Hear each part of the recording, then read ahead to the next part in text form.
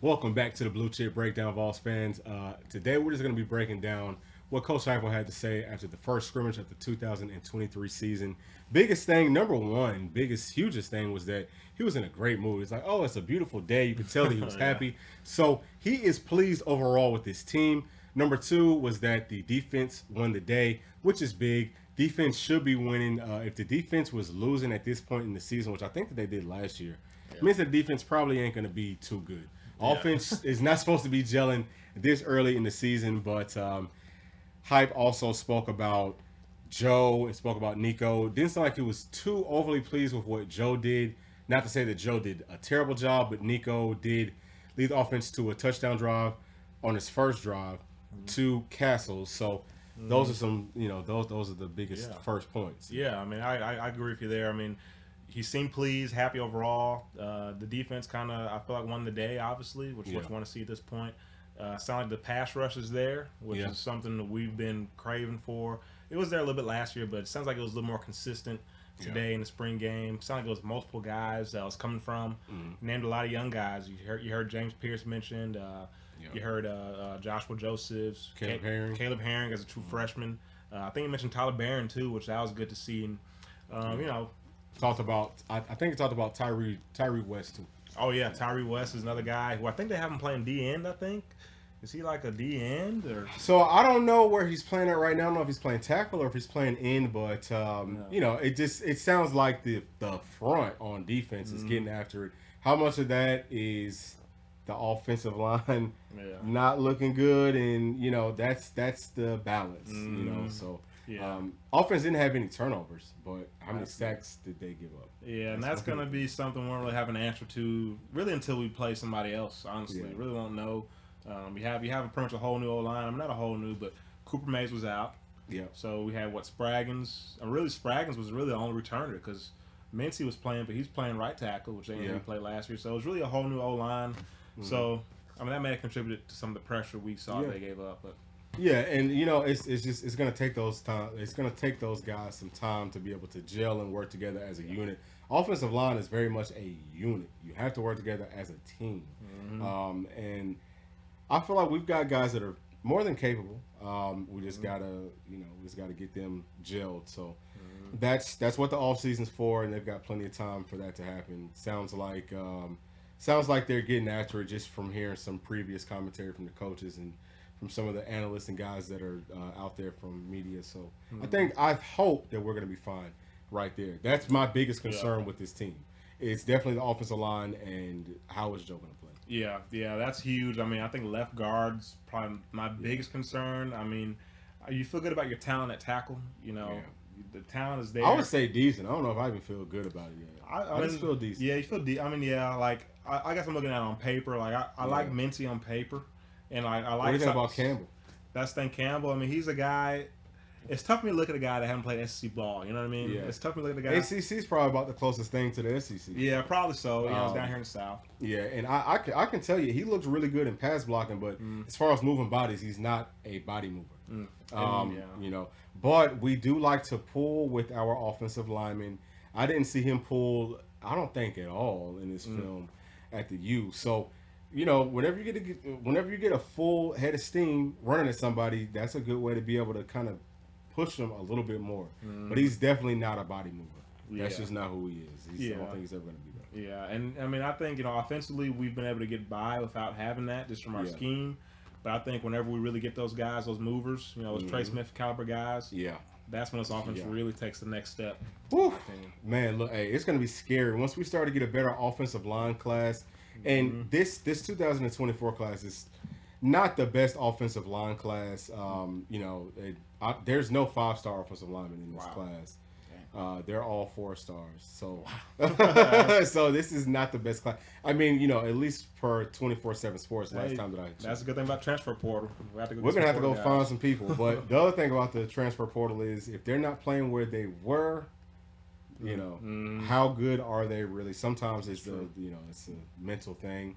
Maybe they just weren't where they wanted to be. It could be a multitude of a million different things. These are college kids, they're young, so who knows?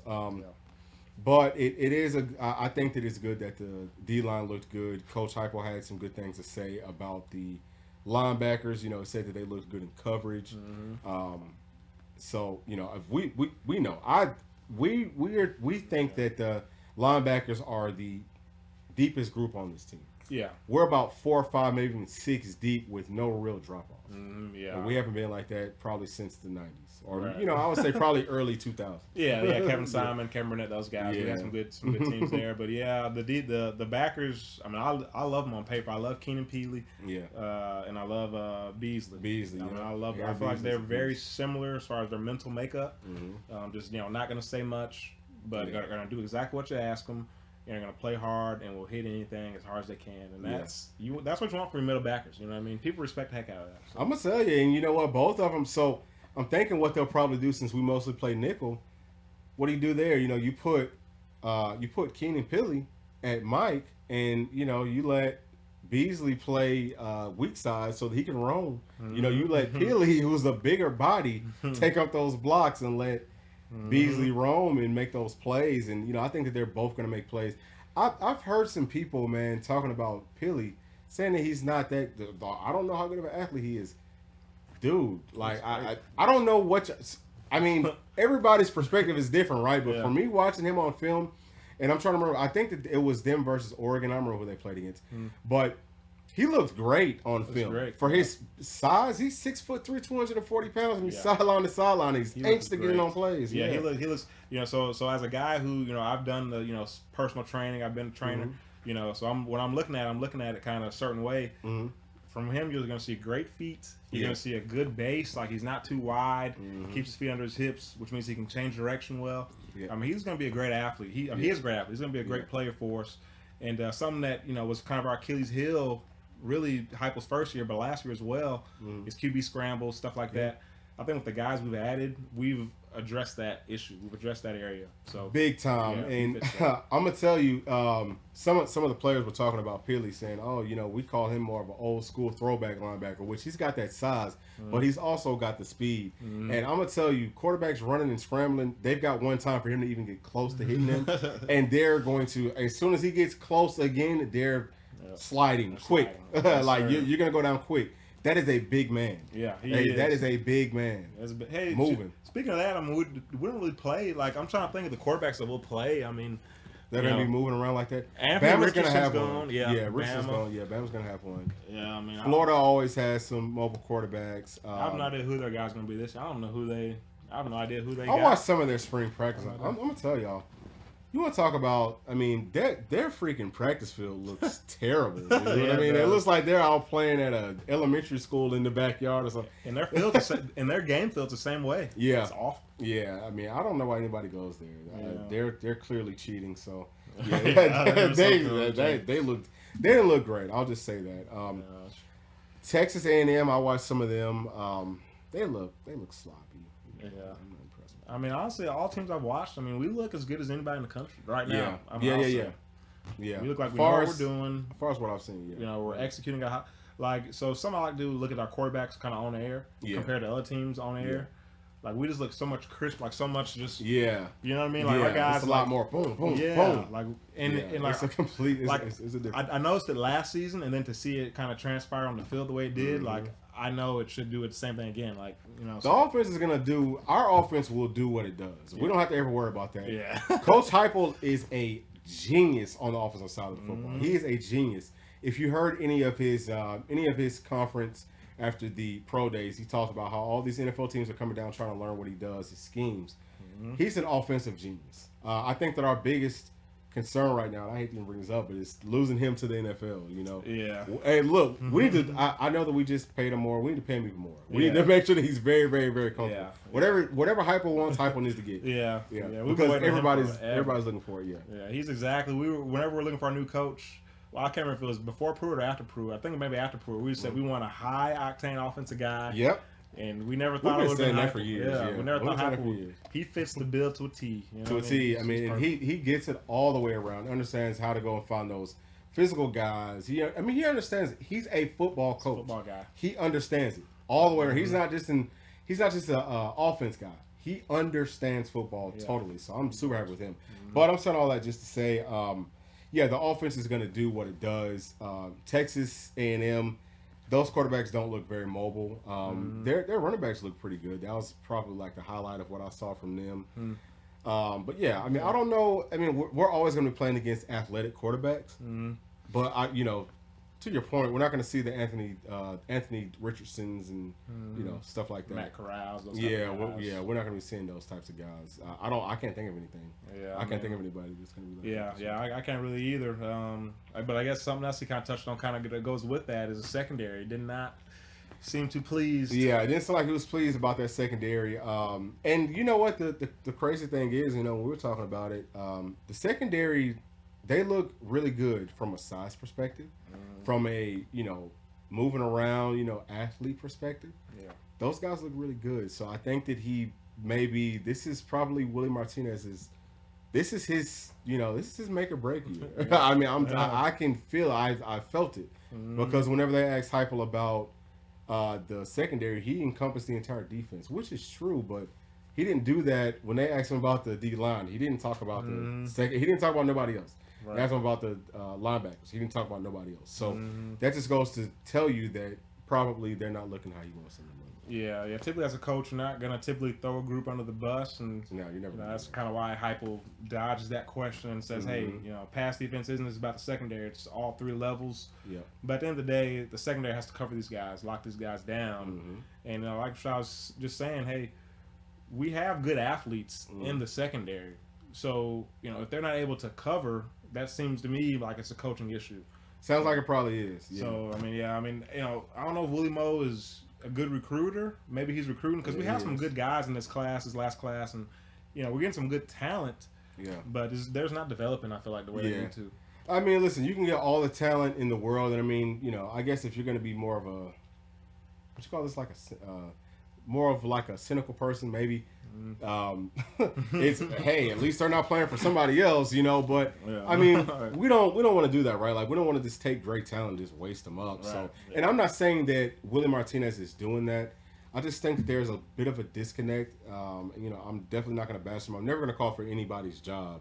And we're not going to do that. I'm just going to say this. I think that he needs to probably think outside of the box, and whatever worked for him in the past. Maybe isn't working for him now, and he needs to get a little bit more creative with the way that he's coaching, with what he's teaching, and find a way to get these guys going. And he's got to take that, and I'm sure that he does. He's got to take that personally. Hey, cornerbacks are going to be dominant. Safeties, stars, we're going to dominate. Yeah. We're not going to be losing because of us. So, and like I said, I'm sure that he is doing that. But anyway, we're gonna move on. So, I think overall, I feel very comfortable. I feel good. I feel confident with where our team is. For this to be week 2, first scrimmage, I feel pretty good. I feel good too, and a lot of that is kind of just because Heupel feels good about it. He feels good about it, and obviously us kind of knowing the game the way we do and watching the film that we watch. I mean, we feel good about what we're seeing. We're seeing a lot of athleticism on defense. Yeah. We're seeing guys getting coached hard, on the O-line, D-line, everywhere. Receivers, we're seeing guys look crisp, on air, running routes. Man. Squirrel White. I was about to say, my gosh, this guy looks beautiful out there. My goodness. I mean, people keep on trying to overlook him just because we got Dante Thornton, these guys. Yeah. I'm tell you, Squirrel's going to be one of those main 3 guys. Hey, Squirrel is a dog. You know what? Squirrel almost puts me in the mind of, I almost wanted to go Steve Smith, but I think he's a better athlete. Yeah, which sounds crazy. I think he's faster than a Steve Smith, but he's got that dog like a Steve Smith, and he's faster than a Tyreek Hill. Yeah. And like one of our guys here actually left in the comments. He said, "Hey, Tyreek was clocked at like 22 miles an hour. Squirrel was at 23, or maybe it was 23 and 24." Yeah, wow. Squirrel's 23.6, I think, or maybe 24, something like that. Yeah, that's ridiculous. He's got that kind of speed with Joe Milton's arm. I promise you, Squirrel is going to see a tremendous amount of playing time. And him and Joe have a connection. They've got a very serious connection. Because he's probably one of the few guys that Joe Milton, no matter what, he cannot overthrow him. You know what I mean? Squirrel can go track it down. He can go track it down. So, and then too, also, man, with being smaller, he's a lot shiftier. I feel like this, again, the offense is going to do what it does. The offense is going to be perfectly fine. I don't care what happens between now and even summer ball, everything. Offense is going to be fine. Yeah. We're going to find ways to scheme things open. If that defense, if we can take that next step forward, which I know that we already have, but as they continue to get better, it's starting to kind of get scary. It's almost like, my goodness, dude. It is. Because we're gonna. I feel like we're gonna run the freaking tables. I think so. I think this defense has a chance because, like I said, the offense is gonna be what it is. You're gonna expect top 5 in the country, probably number 1. Yeah. Okay, and then I think the defense has a chance to be at least top 25. But I think I'm not going to give them top 10. I think it could be. I think it could be. I mean, I think you put those two together. Oh, that's national championship all day. Yeah. It's going to depend a lot on that pass rush. That's the biggest thing. We didn't have a great pass rush last year. Yeah. How much can some of these underclassmen and guys? I'm gonna tell you, Joshua Josephs is a guy that came from Georgia. We loved him. We know what Georgia players do. We know how football is here.